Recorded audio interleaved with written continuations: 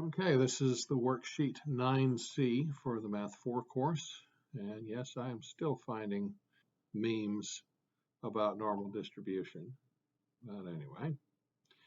All right, first we talk about parameter versus statistic. Remember, parameter is any proportion that is tied to the main population. But if it's a sample, then it's a statistic. So recent survey, oops, got to turn my pen on. Survey of simple random sample of 5,000. That is a sample, which means that this is a statistic. Now, the average salary of all North Carolina teachers, that is no sample. That is the entire population, so this is a parameter. Average GPA of a randomly selected sample of 50, that's a statistic.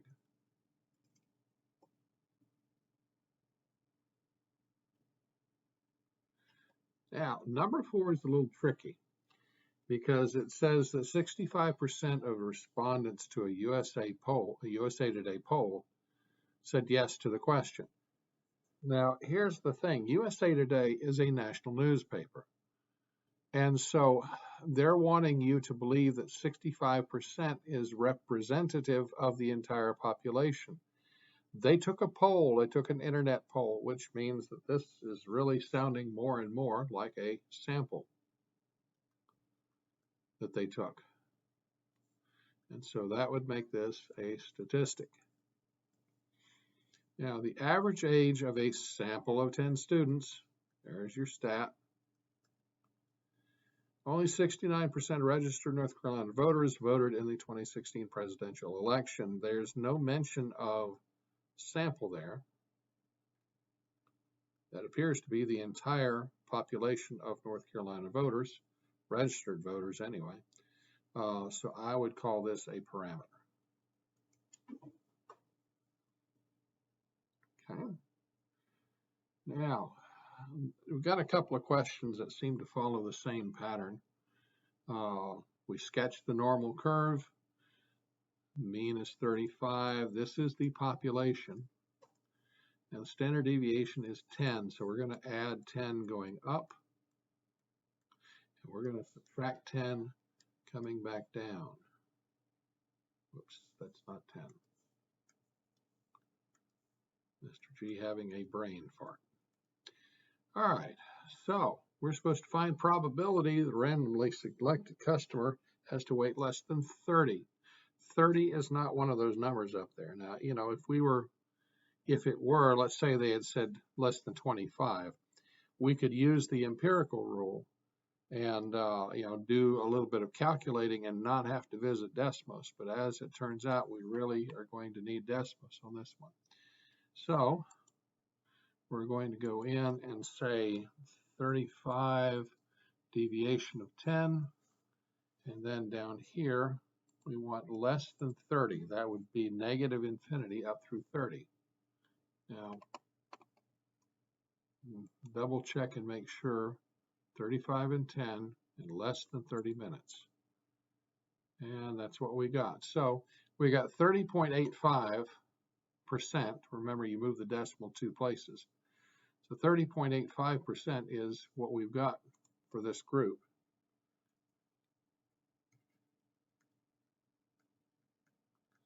There's not really a rule about where to round this stuff. Typically on tests and quizzes, I'm going to carry it out a couple of decimal places. And then whatever rounding you choose, I'm just going to, judge whether you rounded it correctly or not. If you rounded incorrectly, that's usually a point off. So, that's stuff y'all were supposed to know in middle school. All right, so now we changed the tone of the problem a little bit because now we have a simple random sample of 40. And while our mean is still 35, our standard deviation is going to change. It's going to be that standard deviation of 10 divided by the square root of 40. Remember, the formula is the standard deviation of the population divided by the square root of the number of people in your sample. So we're going to have to go to the handy and dandy calculator and figure out that 10 divide square root of 40 is going to turn out to be 1.58. Now, in a sense, nothing else about this problem has changed from the original. You know, the mean is still going to be 35, and we're still asking about less than 30 minutes. But the thing that has changed is the standard deviation. So all I've got to really do in this problem is go back to this and change the standard deviation from the 10 that's the population to the 1.58, or was it 8.5? It's 5.8. All right, and it's asking the same question, you know, what's the probability? And the question is not quite as easy as, you know, what's the probability of grabbing a dog out of this sample? No, it's what it's really saying is that what's the probability that the mean of this sample of 40 is going to wind up less than 30? The mean is going to be less than 30. That's what you're, and that's why it's such a low percentage. As a matter of fact, if you move the decimal over 2 places, you still got 0.077659. So you might as well say 0.08 as far as a probability. So you're going to say 0.08%. That is 8 out of 10,000. And so you could grab 10,000 samples of 40 customers at a time and figure out the mean of each of those 10,000 samples. And only 8 of them are going to be less than 30. Most of them are going to be closer to the mean. But they wanted us to sketch and label, so we're going to have to, I'm going to round this a little further to 1.6, just so that, you know, when we add going up 1.6, 1.6, and then subtract 1.6, that's going to be 33.4.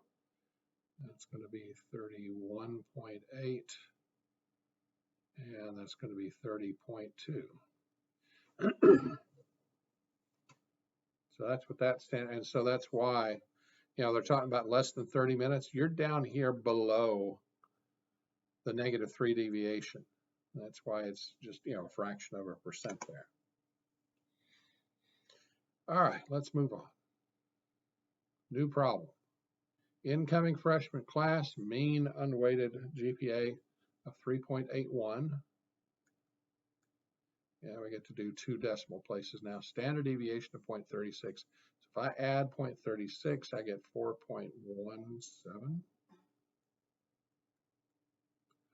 And I add 36, and I get 4.53.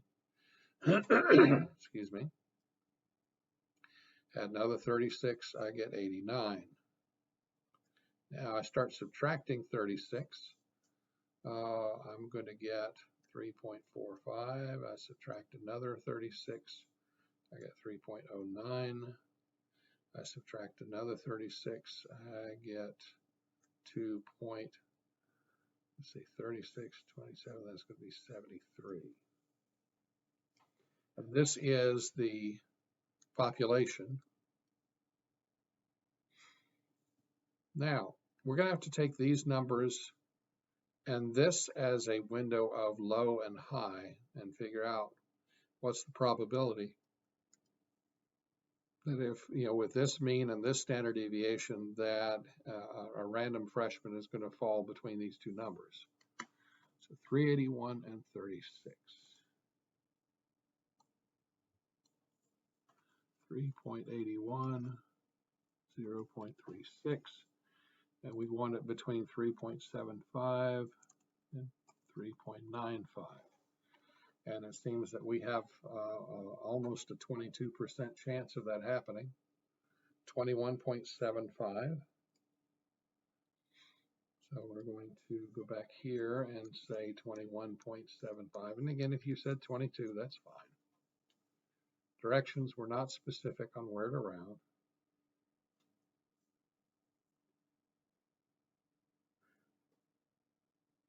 And that's all that's going on there. Now, they asked one further question in this group. What if your SRS was 100? So we have to figure out what was our new standard deviation.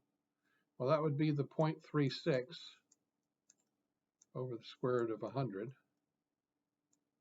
which is 0.36 over 10, which means I'm going to move the decimal one over.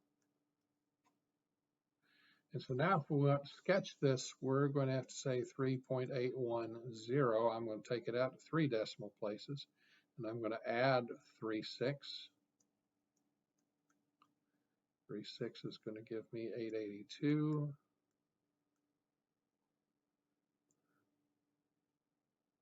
918 for the last one, and then we start subtracting 36 from that. That is going to give me 74.774. Subtract another 36, I got 3.738. Subtract another 36, I get 3.702. And so you see the 375 is somewhere between 2 and 3 negative, and the 395 is actually well above, you might as well say infinity on the top side. So you're dealing with all but about maybe the last 5%. Now, as far as the problem that we ran with Desmos a minute ago, we have the same mean. We have the same window of probability between 375, 395. The only thing that's changed is the standard deviation. So we're going to go in and change that. And we're going to add an extra 0 in there. And suddenly it is 95.2% of the data will fall between those numbers.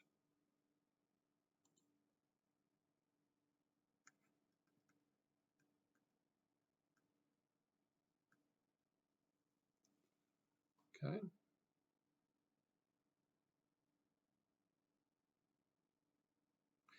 And I don't know if you've begun to notice this, but as the sample takes on more members, as your sample gets larger and larger, your standard deviation gets skinnier and skinnier, until it's practically up against the mean.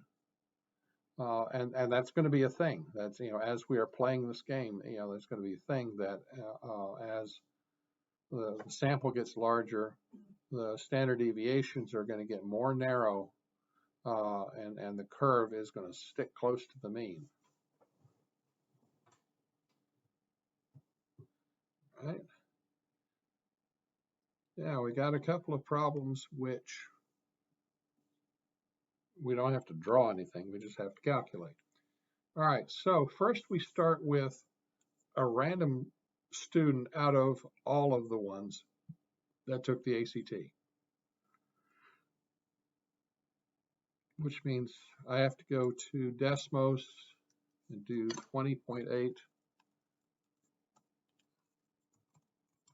5.8.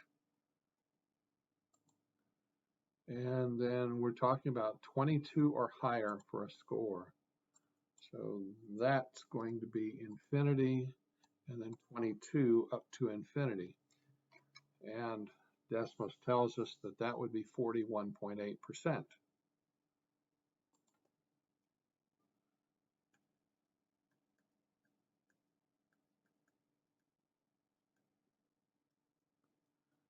.8%.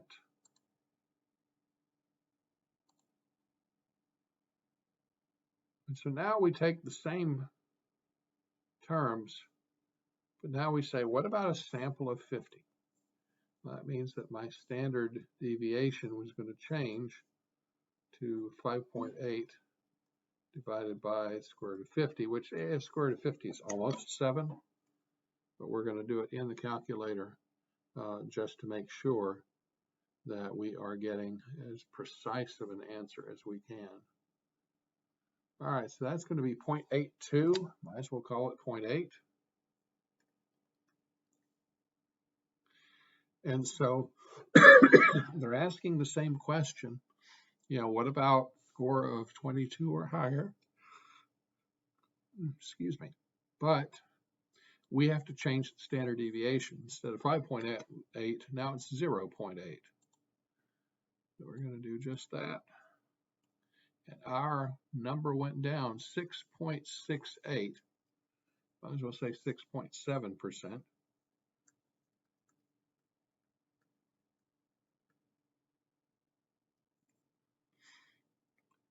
And I want you to notice something that, you know, when the sample was 1, the probability was 48%. When the sample became 50, the probability dropped to 6.7%.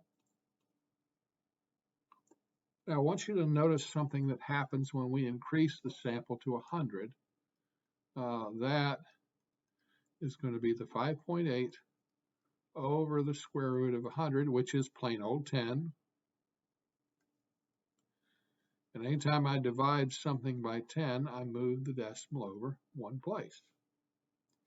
So now we're going to go back to Desmos and put a 0.58 in this spot instead of a 0.8. And now we have 1.9%. Move the decimal over two places, you get 1.9%.